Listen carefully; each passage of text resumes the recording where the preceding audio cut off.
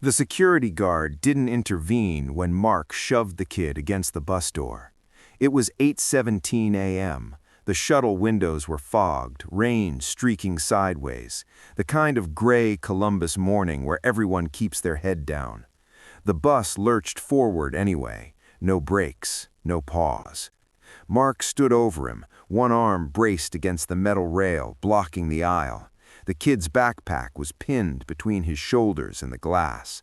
Mark leaned in close enough that only the people nearest could hear him. Whatever he said didn't matter. The effect did. No one spoke. The driver stared straight ahead, hands at 10 and 2, wipers squealing in a steady rhythm. The security guard sat 2 rows back, uniform zipped, eyes on his phone. Mark shoved him again, not hard, precise, enough to make the point. The kid slid down the door and stayed there. Mark stepped back, adjusted his jacket, and smiled at no one in particular. The bus kept moving. When we stopped, campus police were already waiting. Someone must have called it in. The doors opened. Cold air rushed inside. The kid stood on his own this time. He didn't look at anyone. The officers spoke calmly. Names were asked. IDs were checked. Mark answered first. His voice was steady. He stood with his hands visible, polite, cooperative. The kid nodded when prompted. He didn't add anything.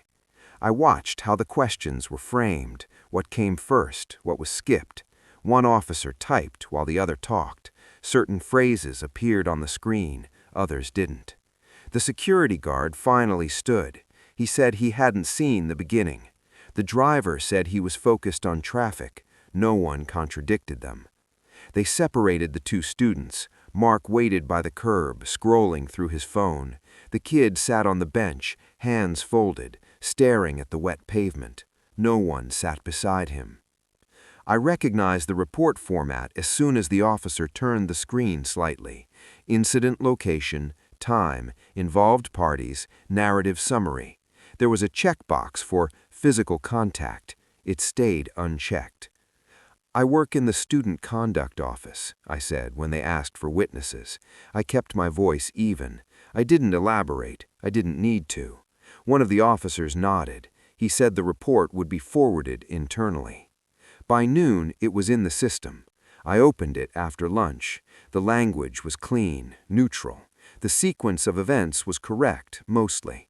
One sentence described Mark placing his hand on the other student's shoulder. That sentence was gone when I refreshed the page. I checked the revision log. The timestamp was recent. The editor field showed my supervisor's name. No comment was attached. At 3:42 p.m., the report was finalized, approved, closed. The next morning, I pulled Mark Reynolds' file. I didn't search by name at first. I filtered by shuttle route incidents, then by residence hall complaints, then by conduct codes that were rarely escalated.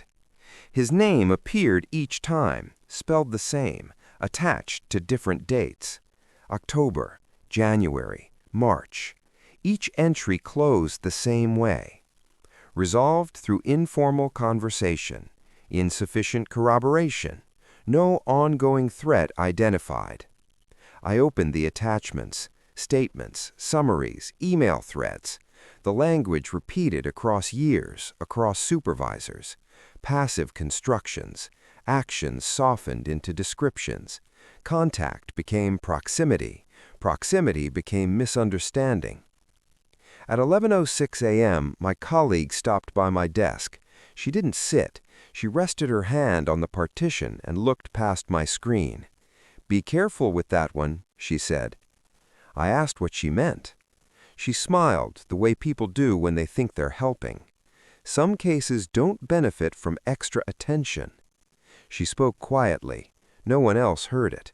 She wasn't warning me. She was informing me. That evening at 9:38 p.m., there was another incident. It wasn't public. No bus, no witnesses who would call it in. The hallway outside the science wing was nearly empty. I know the time because the security log stamped it when the door alarm tripped. Mark stood close to another student near the vending machines. His voice didn't carry. His posture was relaxed. One hand rested on the wall, blocking the path. The other held his phone, screen dark. The student nodded. He tried to step sideways. Mark adjusted, matching the movement. There was no shove this time, no raised voice, just position.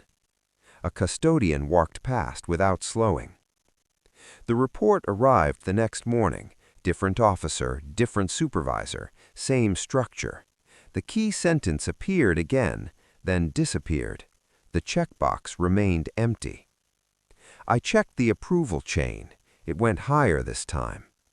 That afternoon, I opened a separate database, donor relations, board minutes, public filings. Mark Reynolds' last name connected easily once I stopped looking for it inside student conduct. His father's name appeared on a building plaque near the library, on a legal advisory roster, on a foundation newsletter dated 2 years back. I closed the browser. At 4:51 p.m., the case status updated automatically. Closed, resolved, no further action recommended. The process worked exactly as written. The call came in at 11:42 p.m. Not through campus police, not through the conduct system. It came from a number I didn't recognize, routed through a city dispatcher.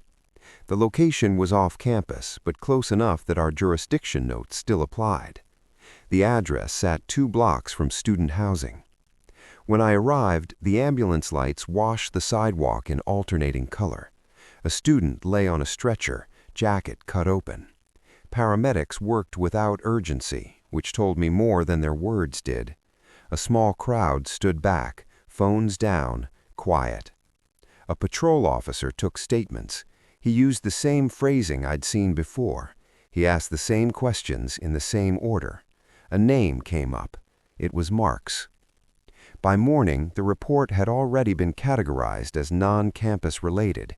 The incident was logged for awareness only. No referral followed. No interim measures were triggered.